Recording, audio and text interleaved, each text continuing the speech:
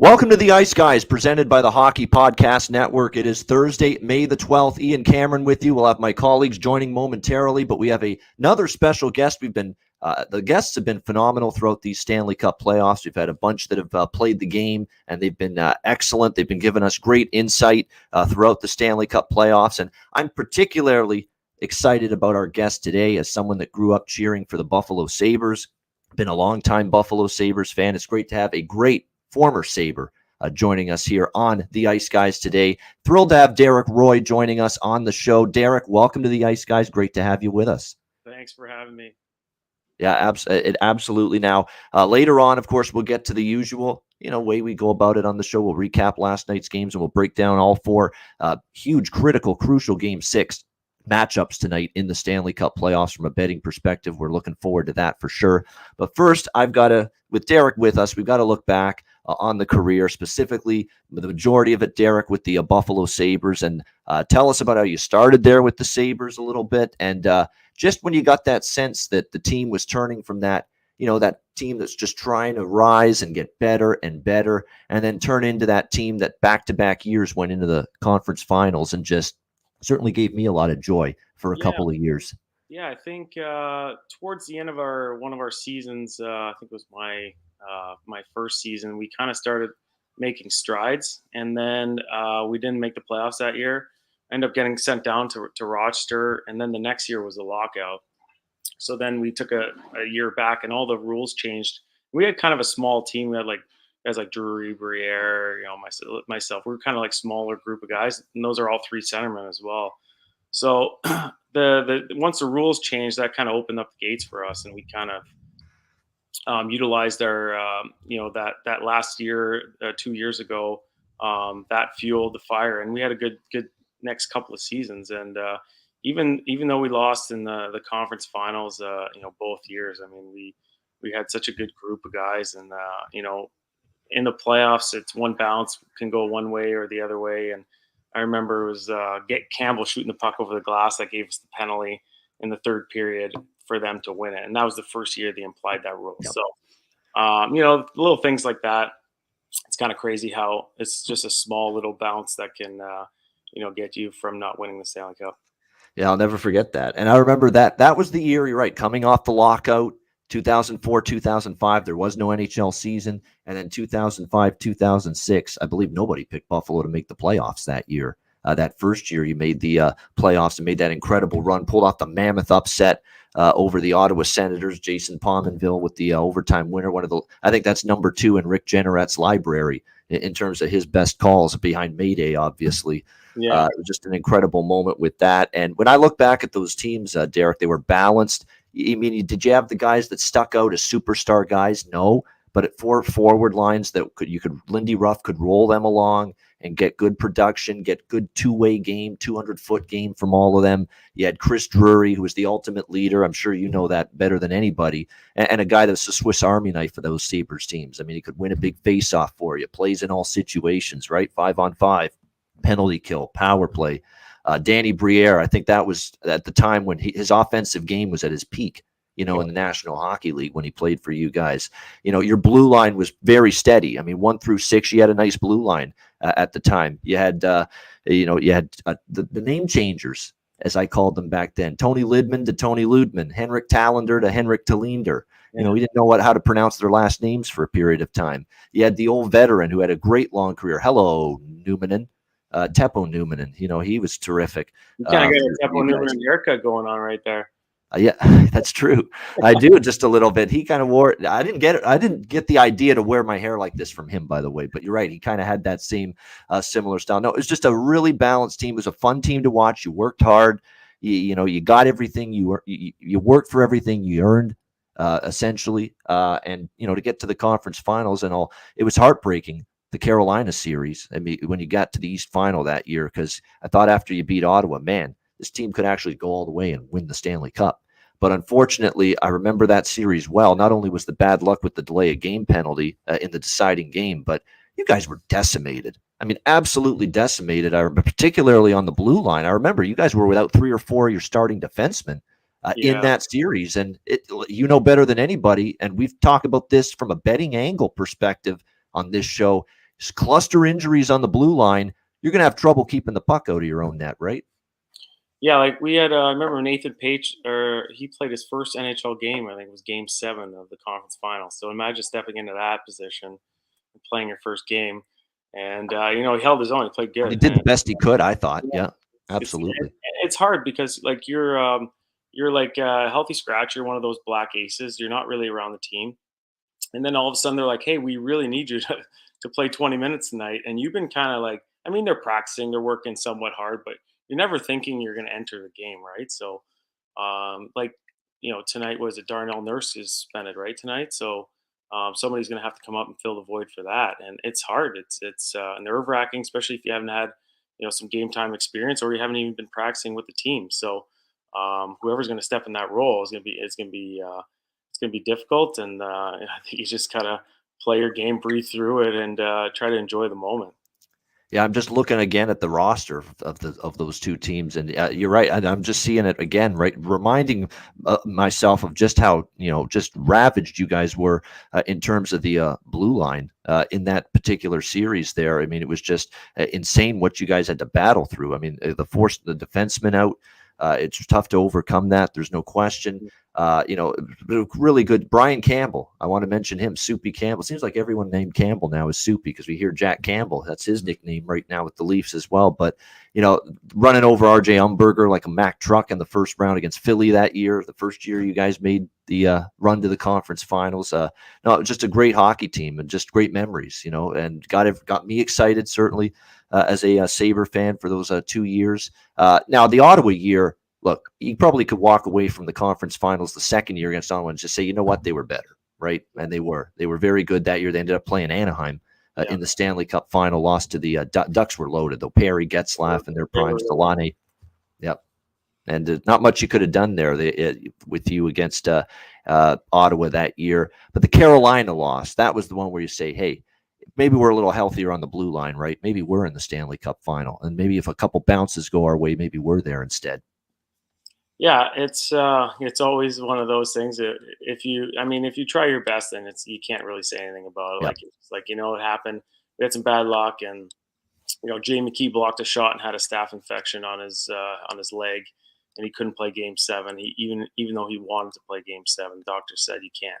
So like those are little things that, like, how many shots has that guy blocked in his career? Like a million. And it feels like it. Yeah, that one shot, bursts his skin, and then he gets an infection into his skate. So those are little things that you have to live. So you got to be lucky to win the cup, but you also have to be good. You got to be lucky throughout the series. There's going to be times where they're going to hit the post or miss an empty net, and the puck's going to bounce over somebody's stick, or Vegas could have won the cup if Holtby didn't make that one big save at the end, right?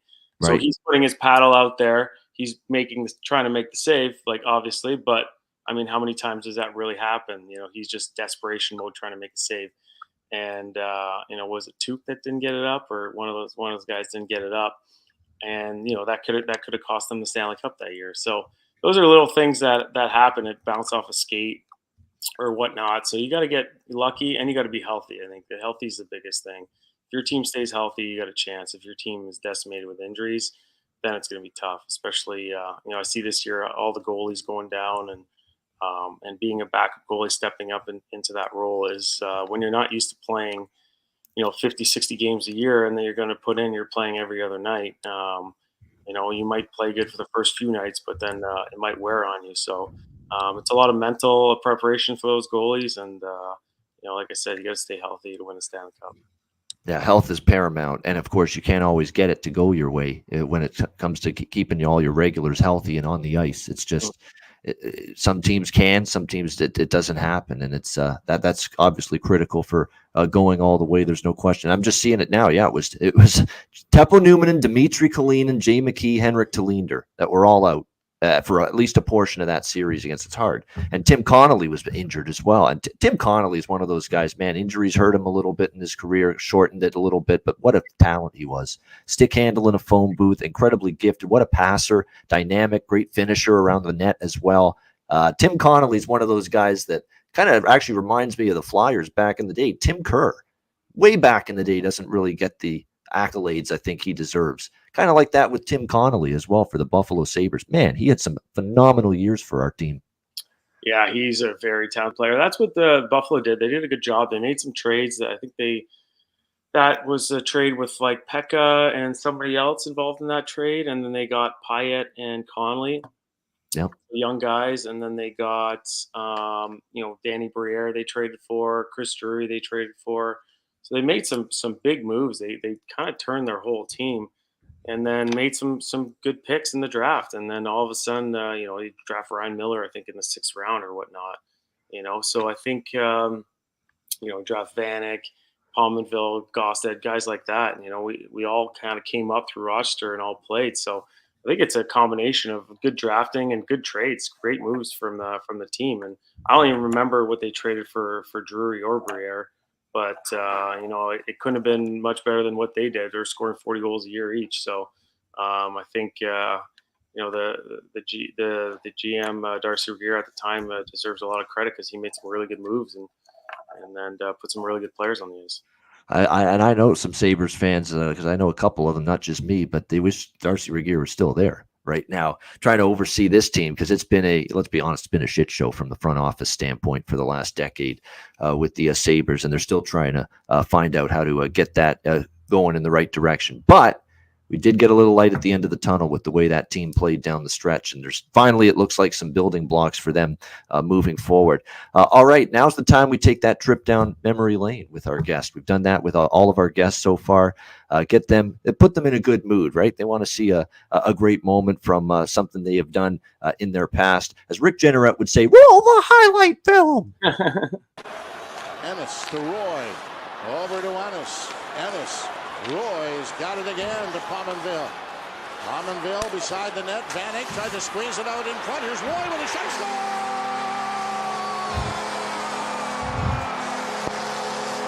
Derek Roy wins it for Buffalo.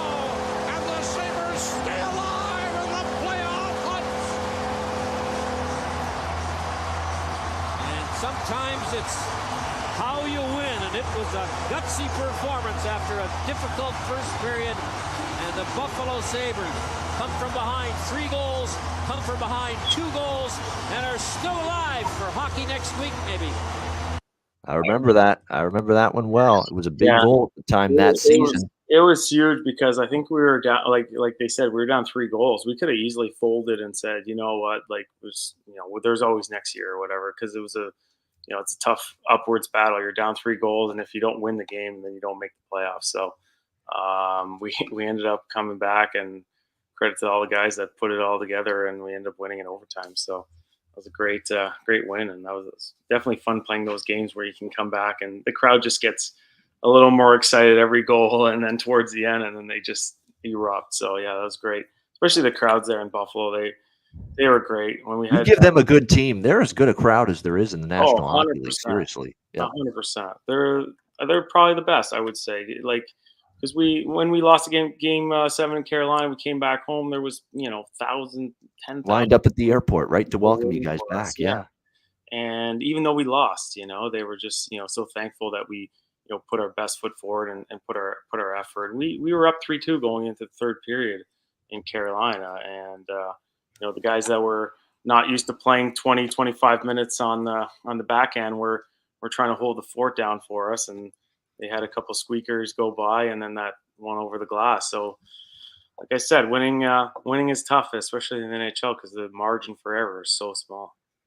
Yeah, absolutely true. It's amazing how, like, you look at Tampa Bay, they get swept by Columbus the one year, and they come back, they win it all the next. I mean, it's just how different. It's a razor thin margin, especially at playoff time. And we're going to get into the series later on. I mean, there's a bunch of 3-2 series that are going to go 6, maybe even 7, and it just shows how tight things are and how razor thin the margin is between teams in the Stanley Cup playoffs. But before we get to today's NHL. We do have to touch on the legend, Rick Jeanneret, who's hung up the mic. It was emotional for me because there is one main individual that made me a Sabres fan growing up, and it wasn't any one player. It was Rick Jeanneret, just because I thought he was just so damn funny. and entertaining and passionate and energetic, and how he'd get into every goal and every save and every fight. I mean, I still remember, back in the day, the goalie fights that would take place in the 90s. And there's I still have echoes in my voice of the snow and now snow and shields, and here they go. I mean, there's Rick Jeanneret just absolutely losing his shit over the goalies going at it. And it's just great memories of him too. Growing up, I was only, Derek, legitimately 6 or 7 years old when I started watching. Because I got Buffalo Sabres games back then. It was WUTV Buffalo, Fox 29, and they'd have a bunch of Sabres games. And there's Rick Jeanneret with Jim Lorenz at the time doing the Sabres games. This is back when Brad May was there. Pat LaFontaine, and I've done it a million times, but Derek's with us. I got to do it again. LaFontaine. There you go. A little Rick Jeanneret, LaFontaine. How is that on a scale of 1 to 10? How good was that? That's really good, actually. Yeah. You've been working on it or what? I've heard it enough. Yeah, so yeah. I got the opportunity to perfect it. Let's put it that way. He's amazing. He's just a great person as well, and like the one thing he does too, he's not biased. He's not a biased announcer. He respects both sides of both teams, and obviously when we win, he gives a little bit more of an effort in his voice. But he's great, and he's going to be dearly missed, I think, in the Buffalo area for sure, and in the hockey world again for sure. No doubt.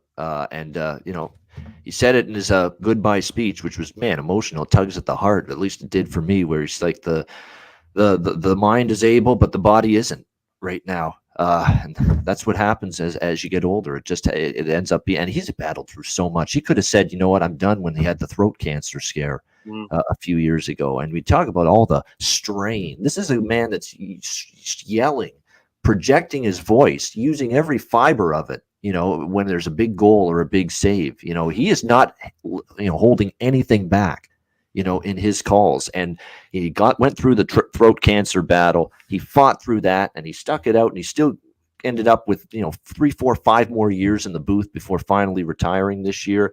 Incredible guy. As simple as that. And he loves the sport of hockey as well. Yeah. He's you can tell in his voice and his announcing and every game, he's always into it. So, he loves the game of hockey. No doubt. Someone in the chat asking, by the way, since and we'll turn our attention after this to the Stanley Cup playoffs, but ask Derek, how is Lindy Ruff as a coach? And to me, Lindy Ruff's interesting because he obviously the longest tenure he had was with Buffalo. Of course, the late 90s, he was there. He was there for the Stanley Cup final in 99. By the way, there's some Sabre fans that think the 99 team was better than your teams. I totally disagree with that. I think Dominik Hasek, basically took the Sabres on his back to the Stanley Cup final in 99. I thought your teams in 06 and 07 were more well-rounded, better offensively, much better offensively, in my opinion. And Lindy Ruff oversaw all of that. So how is he as a coach? We're talking about two different teams. One was more defensive. The other one was like fully offense. We're talking about two different teams. They were both great teams, but that's what we're talking about, how to make it to the finals. You can make it all on defense or you can make it on offense. Like that's how both teams were built, right? I think they built the team around Dominik Hasek because, he's such a great goaltender that you just give the other team a few looks at him and he's going to make the save, right? And he's going to end up getting a shutout and winning the game. So that's how they played. And they were really stifling defense to probably play against. And, Lindy coaches great for both sides. He can coach a totally offensive team or a completely defensive team. So, I thought throughout my career, he was very fair with me. And if you worked hard and put your best foot forward, then you're going to get more ice time. So, he was there for, how many years was he there for? I would say 12 or 13. Yeah. Or the ballpark it. Yeah. Yeah, maybe. Yeah. And, he's, went to the Cup a few times or been close a few times. And, it's a shame that he couldn't get it with Buffalo because definitely that would have been great feather in his cap. But, I thought he was a good coach, and obviously he knew his hockey because he's been around so long, and I never had anybody else in Buffalo. That's all I had is Lindy Ruff, and So that's all I know realistically in Buffalo. So there you go. To answer the question, thumbs up from Derek Roy for Lindy Ruff there. 14 full seasons. I'm just seeing it now, Reed. 14 full seasons for Lindy Ruff with the Buffalo Sabres. So and then he went on to Dallas, of course, for a few years. Now currently with the New Jersey Devils. I know the Devils fans are frustrated. It's been a tough couple of years, and Lindy's going to get whenever you have a tough year and you're out of the playoffs, coach is going to get some blame from the fan base. There's no question about that. But you have to look at the situation, too, that he's dealt with. It's a very young group. Jack Hughes was injured for much of the year. Heishier up in and out of the lineup. But they do have building blocks. Heishier, Bratt, Hughes, they're going to be great players. Get a little bit better on the blue line, which, again, I think that's personnel more than it is coaching. They've got to upgrade the blue line a little bit. And what's Lindy Ruff going to do when you've got Nico Dawes and John Gillies as your goaltenders for much of the second half of the year? I mean, it's tough. It's tricky to win games against really good Eastern Conference that we're finding out in these playoffs. It's a very deep and a very good Eastern Conference with a lot of really good teams, and made it tough on New Jersey. Yeah, like you're looking at, Toronto's had their best season in a long time, and they got to play the Stanley Cup champions, the defending Stanley Cup champions in the first round. So like that goes to tell you how strong that Eastern Conference is. And coming out of the gates, I thought Philly was going to have a good season. I thought their team was built pretty good, and then and they didn't make the playoffs. They weren't even really close to making the playoffs. So it is a really tough conference, and every night like they're playing a really good team, either Pittsburgh, New York.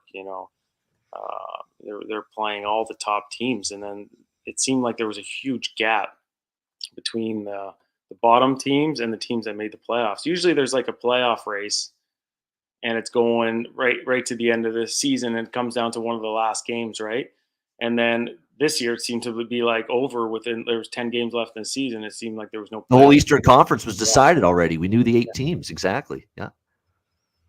Yeah, Yep. so it's so the top teams are really good, and so the West. The West got a couple top teams. I don't think there's any real easy road to the Stanley Cup this year. Absolutely. I will say this because I said it with Bobby Ryan when he joined us before the playoffs, and I'll say it again about our guy Thomas Vanek. He drove me nuts. He absolutely drove me batshit crazy as a Sabre fan. One day he's dominant. He's got the puck humming on his stick, 3 points, 2 goals, and an assist. And the next game I can't find him with a telescope on the ice. I mean, it's just Vanek was just one of those polarizing, enigmatic players for me going back. Just be absolutely lethal one night and just, where are you? Can't see you the next night. Try to be Vanek. Try to be a centerman between Vanek and Afinogenov. Oh, yeah, there's another. Yeah. Try to relay the message going back. One's Austrian, the other one's Russian. Try to relay the messages, them yelling at each other. He's like, tell him this. And I'm just like, all right. Tell him what I said. I'm like, hey, guys, why don't you guys talk together? So, it was hard to. That was a real thing, right? Just the inconsistencies one night to the next. Yeah. Well, as a centerman, your job is to basically pump your lineup. You're the leader of the line. You kind of make the line go. You have to you establish if you're going to win or lose that first face-off. So you're kind of, if you work hard, they usually kind of jump on your back and work hard as well. And Afinogenov was dynamic. He was skating every night, so he was always going. He was always working harder. Getting his feet moving. So like most of my first few years, all I was doing was try to catch up to Afinogenov. That was my job, was to keep trying to skate with him. And then we put Vanek on our line, and he would finish all our, all the stuff that we did. We'd pass to him and he'd score. So he was, he was one of those guys that could just score at will, even in practice. Like he would go down on a goalie and score, 90% of the shots. And you're just like, how does that happen? I score 1 out of 10, like goalies in the world, and he would just come down and it'd be easy for him. So he's just one of those guys with special talent at scoring hockey goals. At scoring goals, especially in the shootout. I mean, he'd always do that little thing where he's like trying to do a magic trick on the goalies. He's winding his stick around the puck, and just wham, right up top shelf in the shootout situation. He'd do that like I think. He used to go around the world and then try to shoot high glove. He used to do that quite a bit. I saw that in Rochester. This was like before video, when you could score on this goalie the same time, the same amount. Yep. Back in the day, there was no video. Like when I started playing junior or whatever, like you could go if you did a shootout, you could do the same move 12 times in a row, and the goalie wouldn't have any idea what your move was coming. Now the goalies are so like they have it all on video and they're watching your shootout moves from previous. So as a player, you're doing the opposite. You're watching the goalie. How we prepared is you'd watch the goalie and you'd watch his last 10 shootouts, and just in case there's a shootout that night, you need to know, okay, what's open, what's not open. Then so you usually talk to the goalie coach and say, yeah, usually if you come down the right side, you get to beat low puck or whatnot. So then you're like, okay, maybe I'll do that. So as before, you'd have your magic move and you just use it nonstop, right? So that's what in Rochester, I saw that move probably like 40 times, and it was always in the net. So he's definitely a special player. Couldn't take it away from him, though, that ability in the shootout to just wow you and dazzle you with what the skill set that he's able to bring to the tape, bring to the ice. And Vanek definitely did that. Now, as we're going to transition now to the NHL and the Stanley Cup playoffs, I know we've got some people watching and listening right now, and it's a sign that I'm getting old because I'm going to be 37 in a couple months. And Derek even, we're getting older a little bit, that I know there are people in our chat right now that says, who the hell are these players and teams that you guys are talking about? It's hard to believe that, but it was, 17, 16 years ago. And I know there's people young enough that they're probably saying, who the hell's Thomas Vanek? Who the hell's Yuri Novotny? Who's Alesh Kotelik? Who the hell are these guys? What are to Kalinin? Who are these guys? Who are they? It's crazy how time flies when you're having fun and doing something you love. It is. But no, there's no doubt. It's just incredible to think that great time period was 16 years ago. It's just you got to give your just a head a shake at how quickly time flies. There's no question. But great memories. Hey, we could do 2 hours on just those days with the Buffalo Sabres. But we got to move on. I should just say, you know what? No, Ice Guys show's over. That's it. That's it for today. I would have been happy. I got what I came here for, the Buffalo reminiscing. But no, of course, we'll roll on. We'll do some Stanley Cup playoff previews of the Big Four. Game 6s tonight. Looking forward to that. Before we get to that, we'll look back at last night, Derek. The Rangers did what they had to do. 5-3 win against Pittsburgh. Stay alive, force a Game 6. And, man, now have things changed. We're thinking, Rangers are done, especially when they were down 2-0 last night in Game 5. And then they just explode for 3 consecutive goals. Bang, bang, bang. Adam Fox, Alexis Lafreniere, Jacob Trouba to make it 3-2. Gensel ties it right after 3-3, but they get the big power play goal early in the third from Philip Hedl, and then Ryan Lindgren into the empty net to give the Rangers a 5-3 victory. And now not only are they back in the series and force a Game 6, and now there's the health of Sidney Crosby that you're concerned about if you're the Pittsburgh Penguins. Left that game, a bit of an elbow that came up from Jacob Trouba, one that the NHL deemed not suspendable and not even a fine issued to Jacob Trouba for that play on Sidney Crosby last night. So all of a sudden, Crosby's status for Game 6 up in the air. Derek, we've got a series again with the Penguins and Rangers. Yeah, when I saw that the score was 2-0, I was like, okay, that's probably usually when you're up 2-0 in the playoffs, you usually close it out, right? So to come back and win it just shows the character in that dressing room that they have, and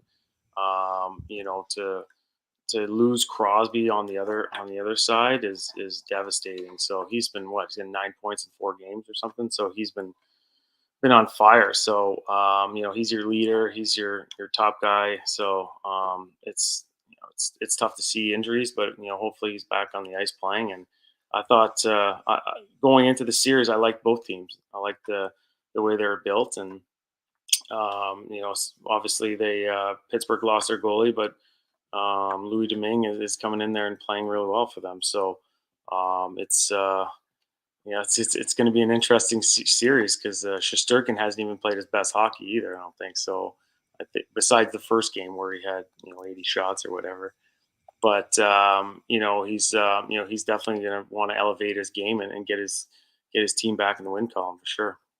Yeah, that was his best game last night. Now, there's the Gensel goal banked in off him. And actually, there was the Gensel third goal where it was just, that's the time when he really probably should have had that. And I've really given Shesterkin a break, the benefit of the doubt most of this series, because I think Adam Fox and Keandre Miller, these young defensemen, they've really been breaking down with loss of coverage in front of the goalie. I think that's been a big issue. But that goal probably should have been stopped from Shesterkin. But he was great in the third period when the Rangers were nursing that 4-3 lead.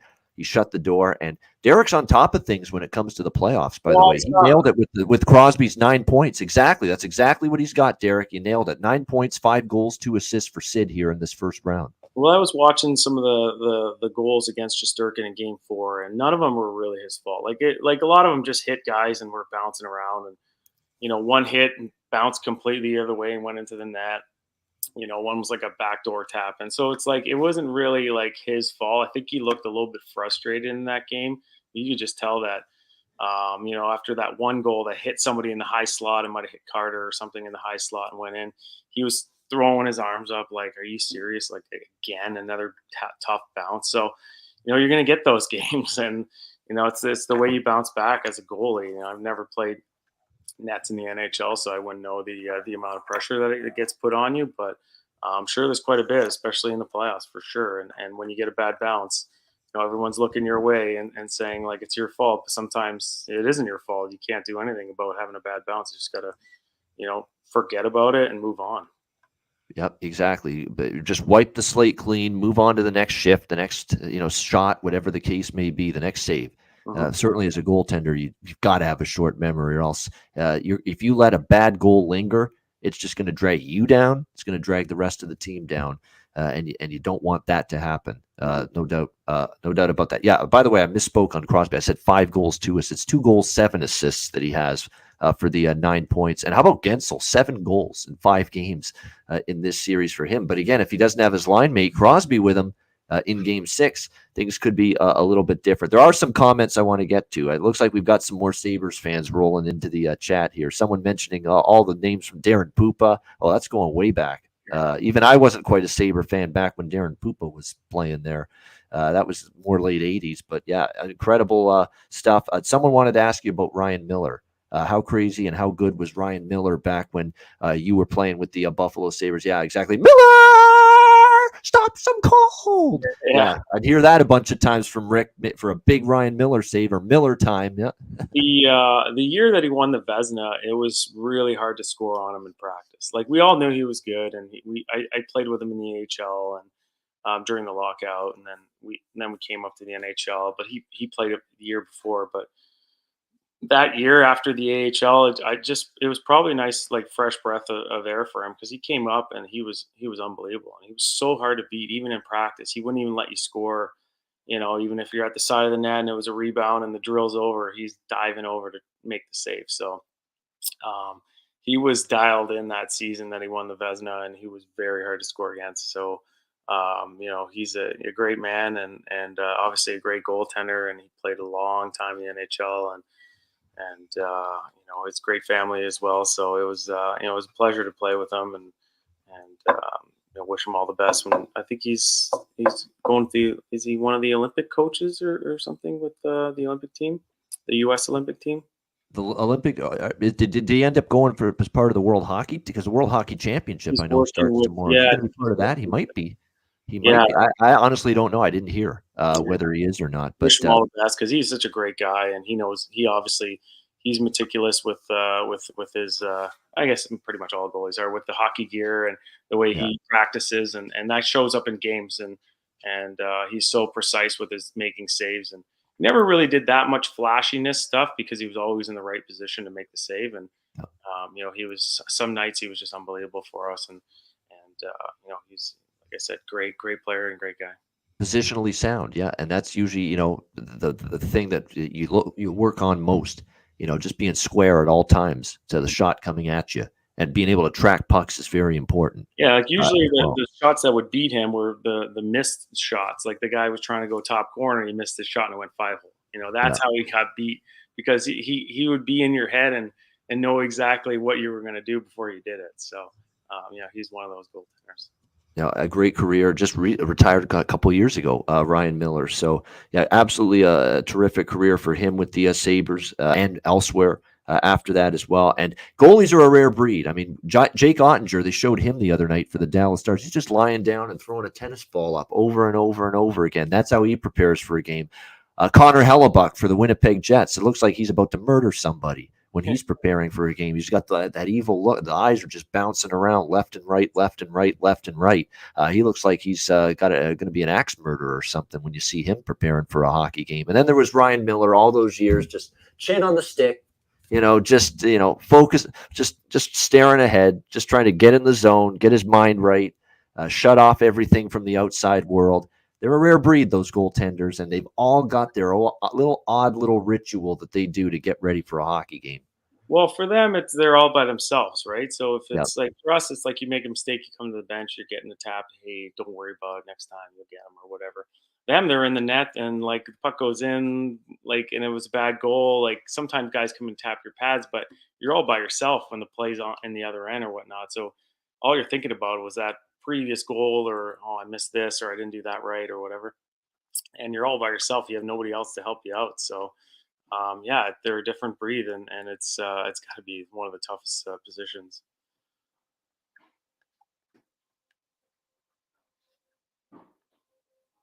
Oh, your mic's on mute. I can't. There we go. Yeah, it's amazing to see. Thank you.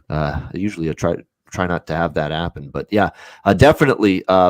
Goalies, they have their own way of getting ready for a hockey. Someone mentioning your Kitchener days. Derek was a beast with the Kitchener Rangers. North Ender in our chat saying that. I used to go watch him all the time and you dropped a name. Who did Victor Spadafora? Okay, there you go. From back in the day. Kitchener Rangers. Wow, that is going back. That's even earlier than obviously the Sabre days we've been talking about. How was junior hockey? You enjoyed it, I'm sure. Oh yeah, Kitchener's an amazing town, and we my last year we won the Memorial Cup, and it was just a great experience. You're leaving home at 16, right? So kind of nervous of where you're going and what you're going to do, and you're leaving your house. You're leaving basically like your parents are doing everything for you. To now you're on your own. You got to figure your life out, right? And at 16 is pretty young, and when we got there, the billets are great. The city was great. The organization was great. So I felt comfortable right away going in there, and all I had to do was play hockey anyways, and go to school. You're still in high school. You're still going to high school during the day and then going to hockey games at night. So, it was a great experience. I loved every minute of it. Like I said, that organization is such a great organization. And yeah, they're definitely some of the pillars of the OHL. Kitchener's always usually got a good team. London Knights for all these years. My Hamilton Bulldogs are the team to beat this year, though, in the OHL with Jay McKee, head coach of the Hamilton Bulldogs. Speaking of Jay McKee, it's been a pleasure to watch him coach this just phenomenal Bulldogs team, although they gifted him a great roster on the Silver. I'm not poking holes. He's a good coach. He's a good guy to coach the kids. But I do have to be honest. Jay can coach. I know that, but I do have to be honest. They've given him a great team. They added Mason McTavish, of course, earlier this year as well, who's going to have just a phenomenal, I think, career at the next level. I mean, they really gave him a great group, great roster, great squad. They loaded up at the OHL trade deadline, and they've got every opportunity to win the Ontario Hockey League Championship, be in that Mem Cup in St. John, New Brunswick. It's exciting times for the junior team here in my neck of the woods, Hamilton. Yeah, that's amazing. Jay started, I think his coaching career started, in Buffalo maybe, and then he moved to Kitchener, actually. Coached a few years in Kitchener and then Hamilton. So, it's great to see him doing well, and it's great to see that, teams doing well. It's always fun. Those are always moments you'll cherish forever, going into the playoffs in junior and, dyeing your hair or doing something crazy like mustache or whatever. And then we end up winning the whole thing that year. And it's, I still have friends from that team that I still keep in touch with. And it's obviously a great experience in your life, and had a blast. Yeah, no doubt. All right, back we go to the recap. Washington, Florida last night, 5-3 Panthers. That was a weird game, Derek. I saw a lot of it. It's like Washington owned the first half and Florida dominated the second half. It's like two hockey games in one. You just really, no rhyme or reason to it. Washington is just controlling the game all over Florida, 3-0 early, and then the Panthers just take over from that point.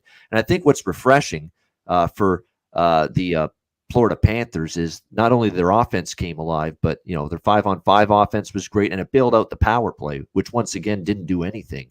And maybe they're going to get through this series with a power play that hasn't scored yet, which would be stunning to me because we know how important special teams are.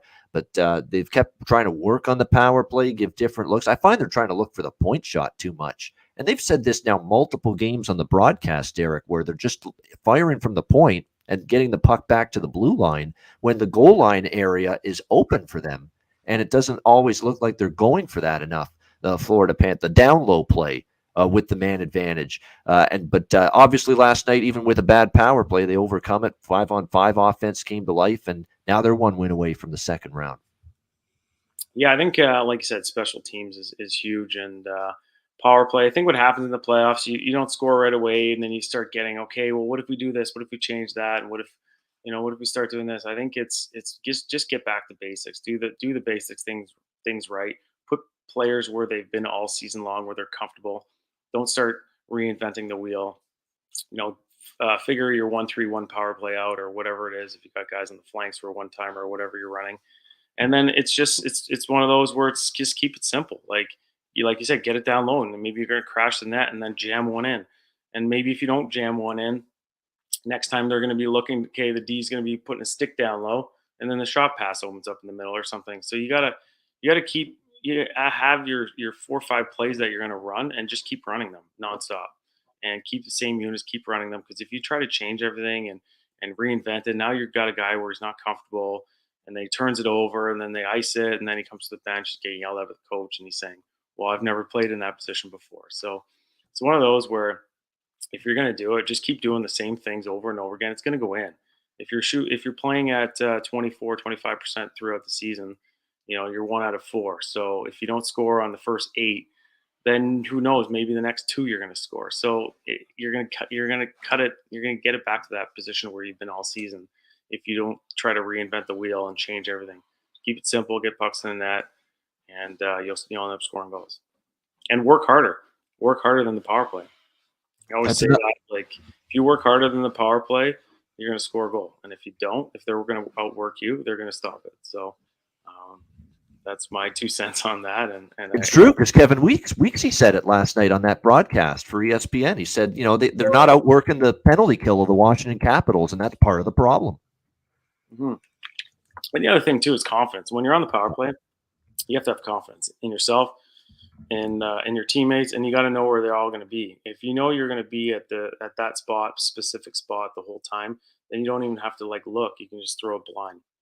So I think for them, the advice would be, like I said, keep it simple, keep players where they're supposed to be, and then get pucks to the net and outwork them. And I think if you do that, you're going to score. They have so much talent. And once you start getting pucks to the net, then things start to happen where the box starts shrinking. Then you're getting more touches as players, and you're feeling the puck a little more, and you're going to have a little more confidence in yourself, and you're going to make plays. And usually to score a power play goal, you got to somehow make a play. It's got to go through a seam, up over a stick, down low. It's got to beat somebody at some point. And I wish them all the best. I think they have a really good hockey team. Yeah, and nobody picked, very few anyway, picked Washington in this series. But give the Capitals credit. You're seeing all that Stanley Cup experience, which they still possess, with Ovechkin, Kuznetsov, Backstrom, Oshie, Karlsson on the blue line.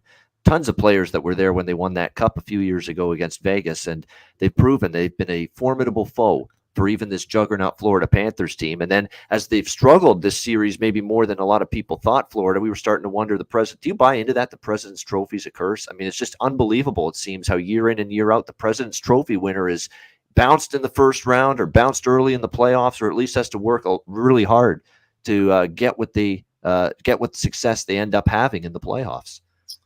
Yeah, I think you got a target on your back if you're the number one. Usually, when I played on teams that, if you're the first place team in the league, teams will try to use you as a measuring stick. They're going to come into your building and try to beat the best team in the league and give themselves confidence as a team. And so that's when you're on top, everyone's trying to knock you down. So you got to be ready every night. That's the regular season, and then going into the postseason, you have everything to lose, and the other team has nothing to lose, and they've already won a Stanley Cup. They know how to win. So, they're going to come out and do all the things that they did when they won the Stanley Cup, and that's going to probably take them to where they need to be. And they have all the leaders in that dressing room. They have a great team as well. I'm just what's really hard for me is the teams that go far in the playoffs multiple years, like the Tampas and Washington's, like, and Vegas. Like, at some point, when is those guys' bodies going to break down? When are you going to be tired, Right. sore, or because you're playing, what are you probably playing about 30 extra games um, throughout the playoffs, and that's playoff hockey. That's really, if you win the whole thing, you're playing playoff hockey, and that's blocking shots, taking hits to make a play, all that stuff. And if you do that year in, year out, at some point, we saw it happen with the Chicago Blackhawks. At some point, your body's going to start breaking down, and you're not going to be as young and as healthy as you were before. And that's why I was thinking Tampa did a great job, picked up a couple of young guys. Was it Hagel and Paul and some of those guys to help not young, but like fresh and new to the playoffs, and they're buzzing around. I think Paul had a bunch of scoring chances last game, and those are guys that you need to make moves like that and get some youth in there, get some guys that are fresh. No question. All right, the final game from last night, then we'll finally get to today's games because we got the 4 games to preview for tonight. But I will say this right now that when it comes to the Dallas-Calgary series, I was pretty mean to the Dallas Stars last night on Twitter. And I don't hate Dallas, the city. I don't hate the organization. I don't hate many of the players on the team either. I just hate the way they're playing in this series. They are score a goal and just do nothing after that except sit on. They don't even go for a second goal. The times they've been up 1-0 in this series, they've just sat there and looked to make that 1-0 stand up. And it's just such a for the fan of hockey, the viewer, it's tough to watch that. It really is. And I'm at the point now where, come on, Calgary, you're better than this team. I said, you're better than, I actually said it on Twitter, quote, you're better than this fucking hack Dallas Stars team. Come on now, show it. And literally 10 minutes after I posted that, they tie the game against Dallas in the third period last night, and they end up coming back, winning 3-1. Andrew Mangiapane. I think Daryl Sutter's been through the playoff wars before, Derek, where he demoted Andrew Mangiapane to the 4th line earlier in this series, brought him back to the 2nd line last night, and sure enough, what happens? He scores the game-winning goal for the Calgary Flames, and he assisted on the Backlund goal as well to tie that game. So you just got that feel that, hey, send him down, get the message sent, and then give them a chance to make amends for it. Just put him back in a top 6 role, and Mangiapane made the most of it. And what I love too, Derek, down the stretch, the final minute, they're trying to protect the lead 2-1. Dallas has pulled the goalie for the extra attacker. And guess who's making it happen to put the game away with his relentless work ethic? Hard on pucks, getting the puck out, skating all the way down the ice to put that empty net goal in, none other than Trevor Lewis, a guy that's been an old warhorse for Daryl Sutter back when they were winning Stanley Cups in L.A. He played for Sutter there with the Kings. And sure enough, his effort, that playoff type of extra effort, that extra gear that you need, he gave it to Calgary, and they end up putting the game away. So Daryl Sutter pushing the right buttons here. Yeah, I think sometimes when you get demoted, you get pissed off and you're mad, and then when you get promoted back up, you want to make a statement and you want to play well. I think Mangiapane is a great player, and he deserves to be on the top 6. He knows he deserves to be on the top 6. So getting demoted like that, it's a little bit. It pushes your buttons to a point where you're like, all right, next game, next time I get a chance, I'm going to do something. And he did it. He played really well, and that team's a high-scoring offensive team. They got tons of players that can put the puck in the back of the net, and they got tons of playmakers as well and good goaltending. So they're coached well. So they're going to I think they're going to be a tough team to beat. But Dallas, I think, knows that if we're going to beat this team, we're going to have to play our style and try to be really good defensively and rely on our goaltender, who's making some big saves for them, and he's been great. Ottinger's been really good for them. So I think that's their style of play against this team. If we can frustrate them, which they did, and they've been frustrating them, and they've had a hard time scoring, that's how we're going to win the playoffs. So every coach or every team goes into a series with a game plan. Obviously, it might change throughout the series, but at the start of the series, if you have a game plan, you win game 1, you're sticking with that same game plan for the rest of the series. And I think maybe that's what they think not going to outscore Calgary. They're just going to outplay them with smarts and defense. So I think they're doing pretty good against a really hard team to play. Dallas is hanging in there. They're doing everything they can. But I think eventually, the cream's rising to the top. I think Calgary's getting better. I think they'll close it out, if not in 6, then in 7. So we'll see how that series winds up. But let's turn our attention to tonight and what's going to happen. Game 6, 4 crucial Game 6s. We've got the Bruins, the Lightning, the Wild, and the Oilers facing elimination tonight. In these 4 games. We'll start with Game 6 in Boston. Carolina Hurricanes, Boston Bruins, Boston -125. Home favorites here in Game 6. Total 5.5. Actually, it's 6 in some spots as well. So make sure you shop around. If you like under, find a 6. If you like the over, find a 5.5. Be a good bettor. Have multiple books. Make sure you find the best of the number. It's important because there's 5.5s and there's 6s. There's no reason if you like the under, you shouldn't have 6. There's no reason if you like the over, you shouldn't have 5.5. So make sure you get the best of the number with that if you're going to go in that direction. So I'm on Carolina in the series, Derek. I took them -105 to win the series before it started. I feel good about where it's at right now. I find that as long as this series remains a 5-on-5 series, and ends up, Carolina stays out of the penalty box, they are flat out better and deeper than the Boston Bruins. They've got 4 lines that can roll, that they can all score. I find 1 through 6 with Jacob Slavin, Brett Pesce, Tony DeAngelo, go on down that blue line. They're deeper there than Boston. I like McAvoy. Lindholm, by the way, is back tonight for the Bruins, which is significant. They need him back desperately, and he will be back. But after McAvoy and Lindholm, I think there's a drop-off with the Bruins blue line, especially considering how up and down the likes of Brandon Carlo and Matt Grzelcyk, have been this year for them.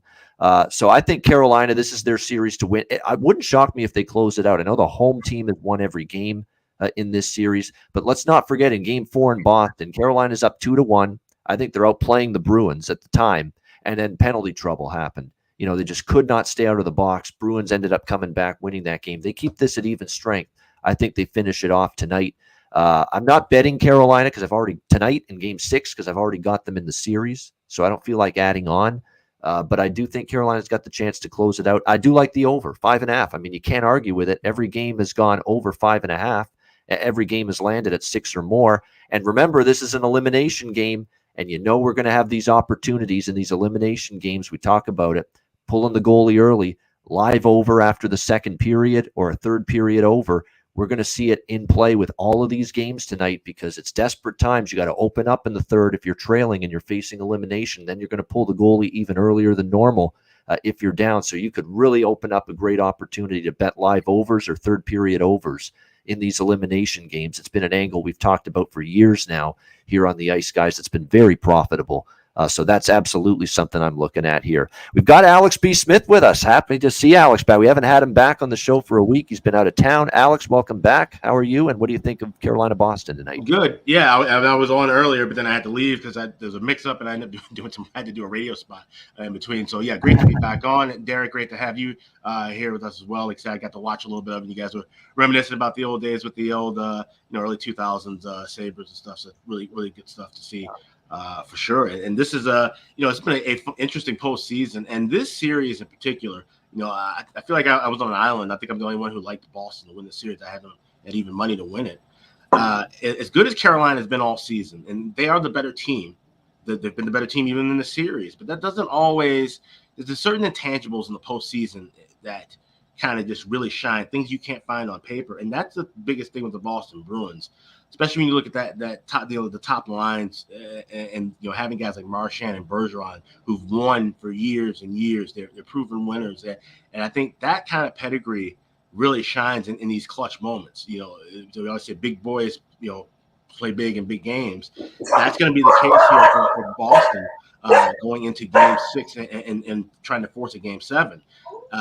So looking at that aspect, the overs have obviously been the storyline in all of the postseason, but certainly in this one as well. And, of course, you mentioned the third period over angle. Already cashed one of those with the elimination game for Colorado-Nashville. It pushed last night on 2 with the Rangers and Penguins, but now we've got 4 chances at it. This is one I actually already bet early. I bet over 2 minus $1.15 for the third period.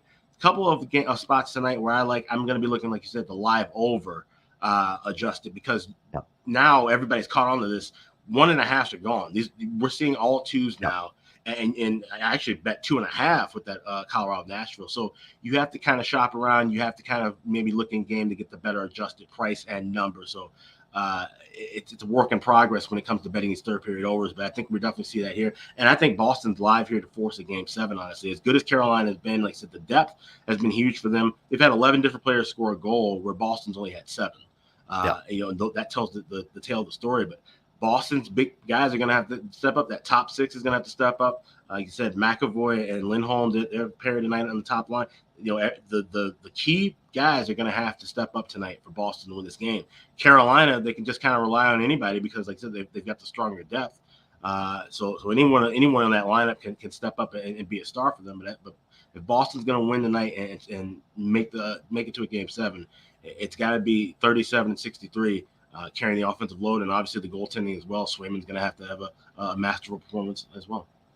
No doubt. So you like in Boston to extend to, which they very well could. They've won every home game. Marchand, Bergeron, and Pasternak have been great at home. But Bruce Cassidy says, I know what I'm going to get from them tonight. I think they'll be great. But what can I get from Erik Haula? Nothing from him in this series. Zip from Erik Haula. 1 goal. That's it from Taylor Hall. Charlie Coyle. I mean, these are the guys that Bruce Cassidy is looking to. Because, Marchand, Bergeron, and Pasternak are going to do everything they can, but you need that depth scoring. You need the other lines to kind of step up and contribute, and that hasn't been happening for the Boston Bruins in this series. And Bruce Cassidy's kind of calling out his other forwards kind of tonight. We need more from you, especially now facing elimination. So we'll see if that's indeed the case. And you made a great point about now over 2.5 being the bet in the third period, because they're adjusting it from 1.5 up to 2.5 with the third period totals. You need to start tracking the win-loss record based on 2s and 2.5s now, I think. Yeah. Forget the 1.5. Those are the old days. Those are the days of the dodo bird. Those days are gone. Last year, 2 years ago, they've adjusted the third period totals. We're seeing 2s, 2.5s. I think you got to track the win-loss records now with these third period overs based on those numbers, no doubt. Derek, what do you think here for Game 6, Carolina-Boston? Well, I think Carolina. I was watching the game the other day, and they were trying to play Boston's game, like Sebastian Aho's and D'Angelo's, and they were rattling their cage. They were hitting them. They were playing like Marchand was getting in his face, and that's exactly what they want. You're a skilled forward or a skilled defenseman. Your job is to put the puck in the net, and then your job is not to try to run guys over. Or try to, I mean, sometimes you're going to finish your check, whatever. But like at the end of the day, they looked so flustered in that game 4 in Boston that I was thinking to myself, if they just get back to their game, get back to doing what they do, skate, move the puck, get pucks on net, make plays, try guys one-on-one, like play their style of hockey, then they're going to win that hockey game. If they start going into that arena, which is a hostile place to play. It's tough to play in that barn. So they go into that place and feed into whatever they're going to do, like the face wipes from Marchand and all those things that the Bruins that they do, and they're going to lose that game. So it all depends on how they're going to come out and play this hockey game. And I think that if the Bruins, they're not going to go down easy. They're going to obviously fight. They're going to, especially at home, they're going to play hard. So it's going to be a tight game. I think it's going to be a real tight game. And, I think, Carolina might have saw Game 6 and they just went back to their normal game. They didn't, throw their stick at the end of the game at a guy, or they looked so frustrated in Game 4, right? They just looked crazy frustrated. And, Game 5 was different. So if they play their game like that, I'm going to take Carolina to win this game. All right, like in Carolina, as long as that game stays even strength. And, that's the key. Keep it even strength. Don't let the Boston Bruins live on the power play. That's going to be significant for Carolina if they're going to end this series tonight. And obviously that was something they were not able to do in Game 4 in Boston. Yeah, Alex, go ahead. Oh, yeah, no, I was saying that also, kind of leads to what I was saying too about, like I said, keeping your composure and not getting too frustrated, not getting too down, riding those emotions. I think that's an intangible that sides with Boston more than Carolina. Mm-hmm. Boston's been in the spot dozens of times before, where Carolina's just kind of, slightly new hat for them within the last 3 years. So I think those things, kind of, like I said, for me, lend to looking at Boston here in this game. Now, once we get to a game 7, I really think kind of it's going to be all hands on deck, especially with Carolina going home. We know how, like I said, this has been a home series, but as far as this game goes, there's a reason why Boston's a favorite here. I think those things kind of lend to why they're being a $1.25, $1.30 favorite, more than just what we've seen in the previous 5 contests. Yeah, no question about that. For props, I think tonight this is for Boston, and I think you rely on the big guns. And by the way, the lineup change for Cassidy is Marchand Bergeron. DeBrusk is moving up to play with them. He's splitting up the perfection line. He wants to get something, in terms of a little more balance, and he's going to put Pasternak with Haula and Hall, the 2 guys we're looking at to step up because they've been too quiet offensively in this series so far. So that's the adjustment for Cassidy. We'll see if it works. All right, Toronto, Tampa Bay now next up. Game 6 here. Can the Toronto Maple Leafs win a series? They are 1-8 in their last 9 tries when leading a series. All right, that's pretty bad. And that's why we've seen them here before. They were up 3-2 on Boston a few years ago, lost in 7. They were up 3-1 on Montreal last year, lost in 7. We've been here before on the precipice of the Leafs closing out a series and then not closing out a series. So here we go again. Can they finally win a playoff series for the first time since MySpace was the dominant social media platform? Can they finally win a playoff series for the first time in high-definition television? Can they finally do it? We'll see. But they are right now plus 110. Road underdogs, Lightning minus 130. Home favorites in Game 6, total 6.5. The ultimate zigzag series this has been. Back and forth. Toronto-Tampa. Toronto-Tampa. Toronto winning Game 5. Coming back to and look, that was a man up, put your big boy pants on and find a way type of victory for the Leafs. Give them credit. They were down 2. It was a brutal start. Couldn't have started worse. And they stuck with it. They didn't panic. I thought they were jittery early, but they settled down. They started making plays with the puck. They got some big-time saves from Jack Campbell. Not only big saves, but timely saves. When it was a 1-goal game, the breakaway save that he made on Nick Paul in that second period.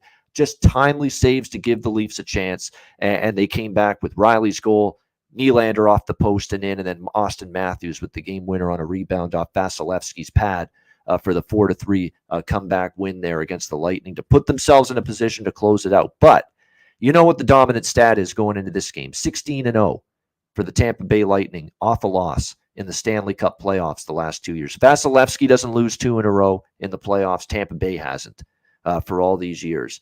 So it makes you think. For me, I could only take Tampa here. But I have this series to go 7 games at plus 200. So I've essentially got a Tampa Bay money line plus 200 bet going tonight. Not actually, but in theory, that's what I've got. Because I've got this series to go 7 plus 200. So I'm not taking Tampa Bay tonight. I've already got plus 200 for the series to go 7. So I am going to cheer for Tampa. I think they will force Game 7. It's hard to go against a team that's 16-0 off a loss in the playoffs the last few years. But I've already got that series to go 7 bet at plus 200. That's good enough for me. I'll cheer that on. That's 100 to pay 200. So that's exactly what I'm looking for. 7-game series, which I like from the onset. I think it will go 7. I think Toronto is going to win Game 7 if it gets there.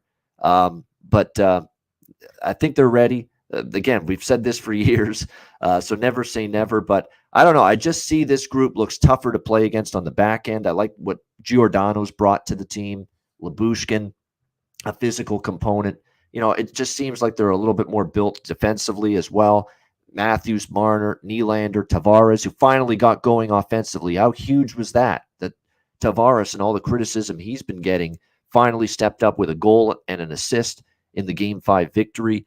Now you would think Toronto's learned some painful lessons from the past. They're ready to learn from it and advance. We'll see if they can close it out tonight. I think they'll do it in Game 7. I don't think they'll do it tonight. I would look to Tampa here, minus 130. But like I said, I've got the series to go 7 at plus 200 in my pocket already, so I'm not going to be adding on with that. I like the over, too. It's just been one of those series where the games have found their way over the total. It is an elimination game. So, again, the third period over will be something I also target in this game tonight. Derek, what do you think here? Leafs, Lightning. Can this Toronto tortured team franchise finally do it? Like you said, I think they made some really good strides. They made some good pickups at the deadline. I think even I heard Jason Spezza in the locker room after the first period gave a speech that kind of pumped the guys up to win that hockey game. And like you said, again, Jack Campbell made some huge saves. Even when it was 2-0, he made some huge saves. That could have made it 3-0, and then the game's out of hand. So I think, I don't know if they're going to win this game, but I pick them to win the series for sure. That was what I was saying. I knew it was going to go like a long series, but I didn't know. I picked the Leafs to win it, so I don't know who's going to win this game. It's all going to depend on Toronto, how they're going to come out. If they're going to come out strong, and play to their abilities like they finished the last two periods of last game, then they're going to win this hockey game. But it's like you said, it's hard to go. Like with the 16-0, it's pretty crazy actually stat that Vasilevsky hasn't lost back-to-back playoff games. And for that reason, I probably would end up picking Tampa tonight, but the Leafs ultimately to win the series for sure. All right, so Derek's kind of thinking like I am here. I think Tampa Bay wins tonight, but Toronto can win it in 7 back home on a Saturday night. What a Saturday night that would be in Toronto, a Game 7 against the 2-time defending champ. You think Toronto's going to be lit Saturday night? If that happens, holy fuck. I mean, man, that city's going to be going off Saturday night if we get to that point with a Game 7, Lightning and the Leafs. From a prop standpoint, Mikheyev for the Leafs, yes. Look at Morgan Rielly on the blue line for Toronto. He scored in 2 of the last 3 games, and in this series, he has 5 points so far in the 5 games in this Tampa Bay series. So, the prop for him to score a point, if you can find one, for Morgan Rielly, I think it's worth a look. He has been jumping into the play. He's been, trying to push the offense from the back end. He's been very good at it in this series, and he's made an impact, Morgan Rielly. So, Morgan Rielly player props. I'm interested in that tonight for Tampa Bay. Look, backs against the wall. I think Nick Paul and Ross Colton have always been the value player props for Tampa because they score and they get better prices with them compared to Stamkos and Kucherov and Braden Point and all the big guns. But this could be a night where you maybe look toward more of the bigger name players for Tampa.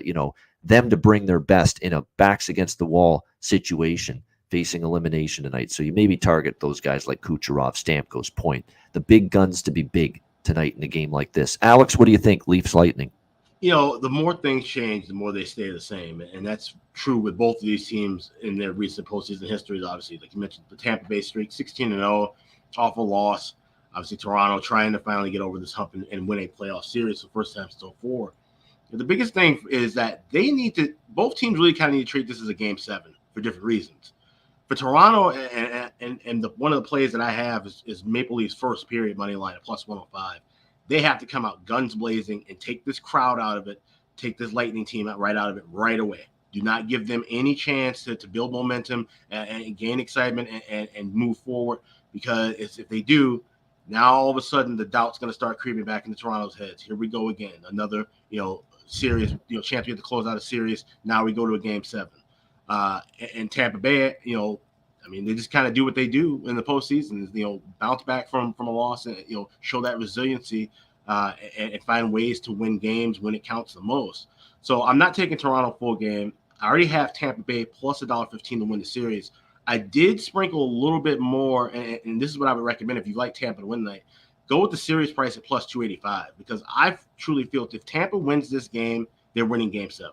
I think that's just going to be the kind of death knell for the Leafs here at this point. They have to win this game tonight. You have to close this out now. You can't leave any more doubt. Go back to a Game 7, even if it is at home. And honestly, I think a Game 7 at home for them would probably be even more, disastrous of a spot and more of a kind of overwhelming spot for them, because you already know if they go to a Game 7 and they lose at home, I mean, I think there's probably going to be riot squads out in front of that arena. Because it just it feels like that kind of so much has been built up now at this point. It's a bubbling cauldron, yes. Exactly, I get right. that So too, for it to roll over, Tampa doesn't have that pressure on them. So the pressure's all on Toronto tonight. I like them first period. It still doesn't mean they're going to win the game, but I also added a little bit more on Lightning plus 285 to win the series. I think you're better off going with that, because you will not get that price if they win and force a Game 7. You'll probably be looking at Tampa minus $1.30 again for the game, and minus 130 or 135 for the series. So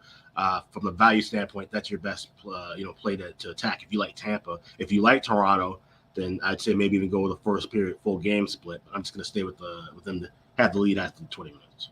All right, so Toronto first period, but then if you like Tampa, that's a good recommendation. Take the series price, yeah, plus 285 right now prior to Game 6, no doubt. And you make great points about Toronto. First period, learn from the mistakes of Game 4. Toronto wasn't ready for the intensity and the pressure Tampa was going to bring in Game 4 after losing Game 3 in Tampa. And they got blitzed early in that game. Does Toronto learn from those mistakes tonight? They know Tampa's going to push. Derek's played the game. When you lose the previous game, you're at home, and now especially facing, that team's going to come out guns blazing first period. Toronto's got to be ready for that push from Tampa Bay from the opening faceoff, which they weren't in Game 4, and be ready for it this time and push back against it, which they didn't do in Game 4. That's the challenge for the Leafs. Try to match what Tampa's going to bring. Intensity, urgency, all that. Show some urgency yourself, tonight here in Game 6 if you're the Leafs. That's going to be the challenge, definitely to them. And that's going to be something to watch for sure because they didn't handle it well in Game 4 at all. Minnesota, St. Louis. St. Louis minus 115, home favorite, 6.5 the total. I'm on the Wild here. I'm going to go down with the ship here with the Minnesota Wild. I'm going to take them minus 105 tonight to extend to a Game 7 in this series. By the way, breaking news, I don't know if this is confirmed, but there's whispers that Marcus Foligno's let it slip that Cam Talbot's going to be in net tonight for the Minnesota Wild. So how about that? A goaltending change being made by Dean Evison, who's gone with Marc-Andre Fleury every game in this series, and now Cam Talbot. Looks like he's going to be in net tonight for the Minnesota Wild. So a big moment here, changing goalies. We'll see if it pays off for the Wild.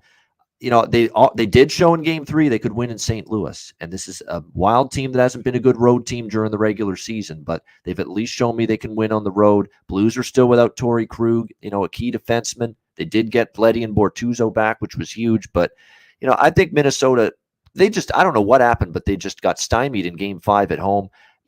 I want to see desperation from Kaprizov, Fiala, Boldy, Zuccarello, Hartman, Spurgeon on the back end with Dumba and company, Brodin. These are veteran guys. Push back strong tonight. I think they will. I think they could force a 7th game, even though it's not going to be easy to stay alive against the Blues here, where the Blues are very good at home. But I'm going to look toward the Wild here at minus 105. And certainly I've already got this series to go 7 from a prop standpoint as well. So I'm kind of hoping as well, not just for Minnesota to win tonight, but also for that series to go 7 games bet that I have. And hopefully the Wild can extend this to Game 7. But they need the 5-on-5 offense to come through, and they've got to stay out of the box. You can't give this Blues power play, which has been lethal with Ryan O'Reilly, Brandon Saad, Jordan Kyrou, Vladimir Tarasenko, David Perron. It's just been too many weapons to give the Blues power play chances. Minnesota's got to play a disciplined hockey game tonight. Stay out of the box, keep this 5-on-5, and it'll better their chances, I think, tonight. Derek, what do you think? Minnesota, St. Louis. Oh, it's a tough one. I had Minnesota winning the series from the start, but just to see St. Louis and Binghamton back, and he looks back into his old self, and the team, they know how to win. They've been there before. They've had pretty much all the same group, maybe a couple of guys less, but some of the younger guys are stepping into big roles and playing a big role, and I think St. Louis probably closes them out tonight. I had Minnesota to win it at the start, and now I'm going St. Louis. Looks like they're playing really good. So getting cold feet, yeah. Yeah, and I'm getting cold feet. I'm thinking St. Louis. I mean, they look good, man. They look like they're playing like better, and Minnesota needs to rely on somebody else than Kirill Kaprizov. Like he's the one that. He's obviously the guy that fuels their fire, and we've known that all season long. But so in the playoffs, if he gets shut down, and he's going to have a lot of guys on him, 2 or 3 guys maybe when he's got the puck, then you got to rely on somebody else. If he dishes the puck, somebody else has to put in the back of the net, and it doesn't seem like that it's been going that way for them. So, unless they get other scoring. Besides the thrill, then I don't know. I think they're gonna lose this series, but the other guys on that team need to step up and put some goals in the back of the net. That's 100% right. Kaprizov with 7 goals, and I need more right now. I look at Fiala, need more from him. 3 assists, but no goals in this series. Where's he been? Matt Boldy's a young kid. I'm not going to ridicule him too much. He's experiencing the playoffs for the first time. It's you know how difficult that can be when you're that young. He's going to be a great player, Matt Boldy, for the Wild, but I'm not going to go crazy and criticize him too much for just having 1 point so far. He's a young kid. It's the veterans. It's Fiala's got to do a little bit more here offensively. He hasn't had a goal yet in this series. Foligno, even, you'd like to see him chip in a little bit more. Couple of Zuccarello, just 1 goal in this. Nothing from Hartman. He's got 5 points, but no goals. Ryan Hartman's been an offensive catalyst this year for the Wild. Not in this series, though, so far. So that's got to change as well. Support for Kaprizov is 1,000% right. Derek hit the nail on the head with that. If they're going to win tonight, they need secondary support for Kaprizov offensively tonight against this Blues team. Alex, what do you think here? Wild Blues. I'm sure you're in Minnesota, Alex. I'm sure it's nervous times there right now. Yeah, absolutely. I got back in town on Tuesday for Game 5, and seeing just kind of how dejected everyone was after that loss. Everybody's saying, "Here we go again." It's the same old boat with the Wild now being down 3-2. I had Wild to win the series exact in 6 games, so of course that play goes down as well. But I like the Wild here tonight. If they're going to show that things have changed, that the culture and the atmosphere and how things are going to be run moving forward has changed, this is a key game for them to win tonight. You cannot afford to just get bounced out in the first round. You have to show some fight, show some resiliency, and win a tough game on the road against a team that has arguably dominated you in their home building for quite some time, regular season and postseason. And like I said, you can't rely all on Kaprizov. Except Ryan Hartman has been a guy who's just been absolutely quiet. You asked where's Fiala been? He's been in the penalty box. He's got 14 minutes of penalties and only 3 points. He's got to stay out of the box tonight, as do all those guys wearing green and white. And the Talbot, starting in net, I think that this is fine. Like I said, Talbot's game really kind of elevated to another level when Fleury showed up. And I think that both goalies are fully aware, knowing that, hey, there's a possibility that in this postseason there could be a time where one of us has to be called on if the other one fails to step up properly. Fleury's, been through a lot, obviously. He's 37 years old. You look at how the workload he had to shoulder when he was in Chicago and obviously having a better defense in front of him now, but it's been some soft goals on his part that he's given up. And so now I think the switch is a good time for that. I trust in what Dean Evason's doing with this club. And I feel that the Wild can really push back and win this game tonight. And force a Game 7. So I like the Wild here, minus $1.05. I also like the first period over. We've been seeing that cash in 5 straight in the series. I'm not going to lay 150 with that. I'll be looking for a better adjusted pricing game. A lot of people are talking about both teams to score. You can get that at a plus price. Yep, I would also like recommend that as well. I think we see back and forth scoring, but I think the Wild, I think we see Zuccarello and Hartman, some of those guys step up tonight, and they force a Game 7. Now, once it gets to a 7th game, that's going to be tough because even though the Wild will be at home, like I said, I think there's almost less pressure on them now being on the road in Game 6 than there will be once they're back home for a Game 7. So that remains to be seen what would happen there. But I think they do get to a Game 7 and win this game tonight. All right. And by the way, I co-sign in all 4 games tonight. Sprinkle a little something on that. And you're going to get a plus price with all of them, all those games. First period, both teams to score. Yeah. I think in each game tonight, I think you'll go 3-1. And even if you just go 2-2, you're going to be profitable because they're all plus prices. You're not laying juice with any of those first period, both teams to score bets. So I think that's a good way. I expect aggressiveness from the team trying to close out the series tonight, and obviously the team trying to stay alive and avoid elimination tonight. So 1-1 score, after the first period, I think you could see it in multiple games tonight. And again, if you bet first period, both teams to score in all 4 games, 2-2 is all you need for profit. Very important to remember that based on the price you're getting. So I think that's something to consider here for these 4 games tonight. And speaking of the 4 games, 4th and final game for this Thursday night slate, Western Conference first round, Game 6. Here we go again with the Edmonton Oilers now. Another team with a long track record of early exits in the playoffs. They're facing elimination tonight. Really shocking. If you look back on this series, you guys, after Game 3, and now you see that Edmonton is facing elimination, you'd be shocked because Edmonton outscored LA 14-2 in Game 2 and in Game 3 combined. And after Game 3, I was like, they look like they're ready to just take control and wrap up this series. And sure enough, there's LA coming back strong after Todd McClellan kind of criticized them. Remember, he said, nobody was good tonight, and the press conference was like 20 seconds, and then he walked off. They responded the Kings with a dominant shutout win in Game 4. But what they did in Game 5 was just as impressive. In Edmonton, withstanding that Oilers comeback attempt and then winning in overtime to take a 3-2 series lead. This LA team, they've surprised me in a good way. They've been very, very impressive, and their team game is good. Their structure defensively has been better than the Oilers at times. That's been good. They've gotten a nice little sprinkle of veterans and youth, Kopitar, Brown, holdovers from the cup-winning years in LA, and then all the younger players like Adrian Kempe, who's gotten better as the series has gone on. Trevor Moore has been phenomenal for the Kings in this series. A lot of those young guys have played well, and now here they are, a chance to close out Connor McDavid, Leon Draisaitl, and the Edmonton Oilers. Oilers minus 140 here in Game 6 on the road, 6.5 the total. This is tricky for me because I know the Oilers are going to be bringing a great effort tonight. But I'm looking at this and I'm saying, with the momentum LA has right now, and my question marks about the Oilers having the internal fortitude and the defense, and Mike Smith, quite frankly, can he be good enough?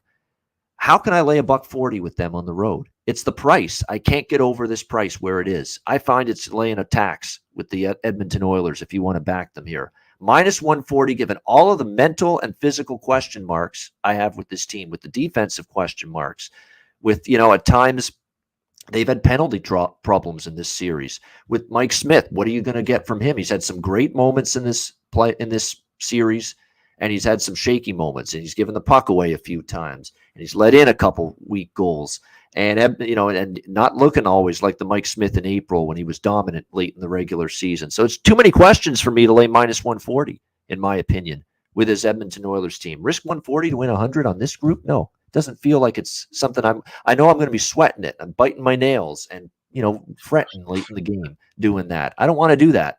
So this is a game that I'm probably going to get involved from a live in-game standpoint, from a betting perspective. Let's see how they come out. Let's see if the Oilers have that right mindset, backs against the wall, facing elimination. And to be honest, Jonathan Quick turned back the hands of time, like Cher said, or R. Kelly.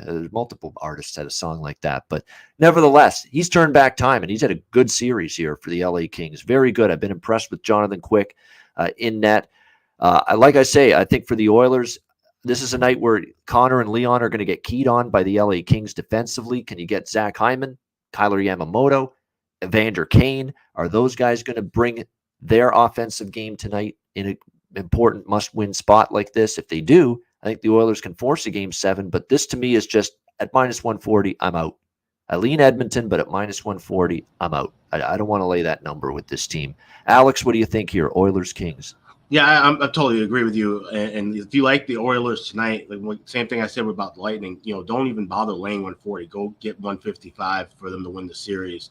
It's a much better price and a much better angle. But like I said, the Kings have played solid team hockey. The Oilers have just kind of reverted back to what we've seen forever. It's, Draisaitl and McDavid, and then, what else after that? And they said they have these big wins, 8-2, 8-0, then come back and get shut out in Game 4. It just shows you just the inconsistency, and we've seen this time and time again from the Oilers in the postseason, just haven't been able to get through that. Where the Kings, they came in this postseason, with really no pressure at all. They're just kind of, riding the wave. Without money. Yeah, right. Playing with house money for sure. And so, when you have that combined with, like you said, the veterans of Brown and Quick and those guys in the lineup who've won, and giving them kind of that last chance to make a run for a cup final, another cup potentially, that's been more good vibes from that LA team than we've seen from Edmonton. So this is one where, and it's funny because we talk about the overs, how they've dominated in this series, be it first period or full game. If you like LA, which I kind of do here to take care of business, I'm actually looking at this under 6.5. For LA to win this game, like I said, they're going to have to obviously neutralize the top 6 of Edmonton, but they're going to want to keep it, play their style of hockey, which is more of a low and slow, physical, like I said, quick making big saves, and then, kind of chipping away and getting some timely goals. But it's not going to be a goal fest. If this is a game where we see that over cash in, then it's going to be looking more like an Oilers style kind of game, and something that they need. To have, like I said, with Smith rather in net, you wonder which one, he's Jekyll and Hyde. So if he's not having a good night, then obviously the Oilers know that we got to, get some goal support for him and play a more up-tempo style and try to win the game, score 7 or 8 goals like they've done a couple times in this series. So I'm leaning with the under. I lean with Kings as well, but this is like I said, this more will be a game that I'll be betting live as opposed to having stuff in play. And even with the third period over, I would look for that full game over live adjusted as opposed to betting that pregame, because you're looking at laying, I think, 155 or 160. I think that's the highest price with the 4 third period overs.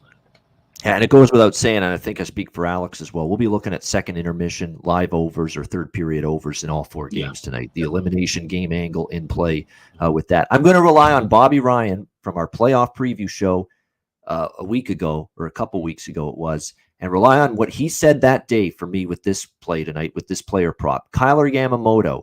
Bobby knew him. He's played with him in the past in some levels. He said that Kyler Yamamoto is a guy that can raise his level in a big pressure game. He's got that demeanor. So with that in mind, and the fact he's going to play on the top line for Edmonton tonight, Jay Woodcroft has him slated on the top line with McDavid and Draisaitl tonight. I think Yamamoto to score a goal plus 300 and to get a point is just minus 105, even money, for him to just register 1 point tonight for the Edmonton Oilers. I think those are very good player prop looks on Yamamoto. And we're going to rely on our good friend Bobby Ryan saying, hey, this guy can elevate in big games. He doesn't feel the pressure. He relishes it. And I think you're going to – and again, you're playing with McDavid and Draisaitl on that top line. You're on the right wing. McDavid centering it. Leon on the left side. Yamamoto on the right side. It's a great opportunity, I think, for him to make an impact tonight offensively. We'll see if he can. Derek, what do you think here? Big one, Edmonton, L.A. I mean, I haven't caught much of this series, but, I know Connor from training with him and skating against him. He's very competitive, and, he's going to come out flying tonight, and he hates to lose. Doesn't matter if it's basketball or spike ball or hockey, 3-on-3, anything. So I know he's going to come out hard, and I'm thinking all the Oilers are going to follow him. So I'm going to take the Oilers tonight against the Kings, and ultimately to win the series. And like you're saying a while ago with Mike Smith, hopefully he has a great game, bounce back game, because he's been really, really good, like you said. And then some games he's had a few turnovers and let a few goals in, but he's a battler as well, and he hates to lose. I've trained with him as well, and he's definitely going to be ready for tonight. So I'm going to go with the Oilers tonight, but to win the series, it's going to go back to Edmonton, and hopefully, like my theory was Edmonton was going to take care of LA early, like maybe 5 games, but it didn't look like that. LA's playing a resilient game, and they're playing really well. So, it's going to be tough, but I think the Oilers, get over the hump. Like I was thinking about the Leafs a while ago, like they need to get over that hump in the playoffs. And then, hopefully catch their stride midway and then keep going. So, and having Yamamoto on that top line, I think for sure he gets at least he's going to get some few scoring chances tonight on that line. So, he puts one of those in the back of the net, and you got your win on the bet. So, I think I got the Oilers winning tonight. Liking the Edmonton Oilers. And by the way, speaking of Derek's point about still liking the Oilers to come back and win the series in 7, if you agree with that, the Oilers are upwards of plus 150 right now on the series price to come back and win this series against the LA Kings. So if you believe in that, you got a decent price on your side if you want to take a shot with that for sure. There you go. That is the Thursday card, and that is pretty much most of the show. Derek, we didn't intend to go 90 minutes. I mean, we're trying to keep it to an hour. Very generous with your time. I got to get out of this city before the Leafs lose, and then start to riot around here. Oh my gosh! I can. Leafs all the best, Yeah, exactly. It brings a lot of stuff to the city, a lot of vibrant. The city's buzzing. I see people walking around with Leafs jerseys. My son had to go to school today. They were like, "If you have Leafs gear in your house, make them wear. Have your son wear and bring it to school." And I'm like, actually, I don't have any Leafs stuff. I've played against the Leafs my whole career. Refreshing. But I wish the Leafs all the best, for sure. Yeah, of course. Derek living in Toronto and is right there in the hub of all the smoke right now with the Leafs and the frenzied atmosphere it's going to be here for these for tonight and potentially for a Game 7 in Toronto if the Lightning are indeed able to force one and bring it back for a Game 7. Derek, you were awesome. You were terrific. Great insight. Great. You're like me, high energy. I like that. It was great to, that's the thing. We did our Buffalo reminiscing today. We hope to have you back on the show later on, but this was our day to reminisce. We're not going to wax poetic on the Buffalo Sabres glory days every time you're on with us, but figured the first time you were on with us, we'd do it today. But no, great stuff from you. We appreciate you joining us, and hopefully we'll bring you back maybe later in the playoffs, close to the Stanley Cup final. We'll bring you back. Sounds great, guys. Thanks for having me. It was a blast.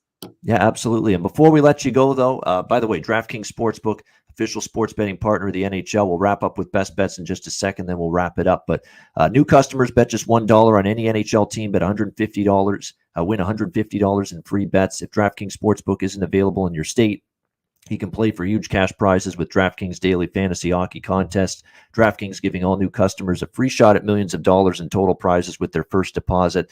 Download the DraftKings app, sign up for an account, use the promo code THPN, bet just $1 on any NHL team, and get $150 in free bets if they win. That's promo code THPN at DraftKings Sportsbook, an official sports betting partner of the NHL. Must be 21 years of age or older, must reside in a DraftKings Sportsbook state, new customers only. Restrictions apply. See DraftKings.com/sportsbook for details. Gambling problem, call 1-800-GAMBLER. Download the DraftKings app. Sign up for an account. Use the promo code THPN. All right, best bets, best pick to wrap up the show here for this Thursday edition. Alex, we'll start with you. What do you like for best bet? Yeah, like I said, I love all these third period overs tonight. And someone mentioned about if you're looking for a parlay, you can find it around 8-1 to go with over 2 for all 3 games. But the one I like the most is Carolina-Boston. You only land $1.15 to go over 2 in the third period. Like I said, I think the Bruins, their resiliency and their prowess and history in the playoffs will keep them kind of afloat. I think we see the top guys step up. We can see some contributors on those bottom lines chip in as well. So I like Boston to win the game, but I like that second period over between the Canes and the Bees. Over 2 minus $1.15. That's my best bet for tonight. All right, there it is. Bees and the Canes over 2, third period. Right there for best bet for Alex B. Smith. Derek had to run, but that's okay. We kept him long, like it was a 90-minute show. I didn't think it was going to be that long. But when we start talking about those old Sabre teams, like I said, it could have been a 4-hour show for me today. Right. Just talking about the 05, 06, 06, 07 Buffalo Sabres that went to the conference finals in back-to-back years. But we thank Derek Roy for joining us on the show. We'll see if we can get him back before the end of the season. All right, best bet for me. This is a tough one. I mean, I'm just going to keep it simple here. I see right now at DraftKings a 5.5 with Carolina-Boston. I'm going to roll with that. Carolina-Boston over 5.5 minus 120. I think it's great value. Every game's gotten to at least 6 goals so far in this Hurricanes-Bruins series. I think we see more of the same tonight. So that's what I'm going to go with. Carolina-Boston over 5.5 minus 120, which you can find right now at DraftKings Sportsbook. That is going to be my best bet for this Thursday NHL card. And that'll wrap up this edition of the Ice Guys. We thank everyone for joining us. Make sure you hit the like button on the way out. We appreciate it very much. A reminder, the Ice Guys is live 7 days a week, Monday to Friday, 2 p.m. Eastern, Saturday and Sunday, noon Eastern. If you can't watch the show live, download the Ice Guys podcast in audio form on all major podcast platforms, Google Podcasts, Apple Podcasts, Spotify, Stitcher, and iHeartRadio. Download the Ice Guys podcast when you can't watch the show live. Ray Bryce is going to be our guest tomorrow on the Ice Guys as we keep them rolling here. Special guests throughout the Stanley Cup playoffs. So join us for the Friday edition tomorrow. For Alex B. Smith and our special guest, Derek Roy, I'm Ian Cameron. Have a great Thursday night. Enjoy the games and good luck. And we'll talk to you again tomorrow on Friday for another edition of the Ice Guys presented by the Hockey Podcast Network.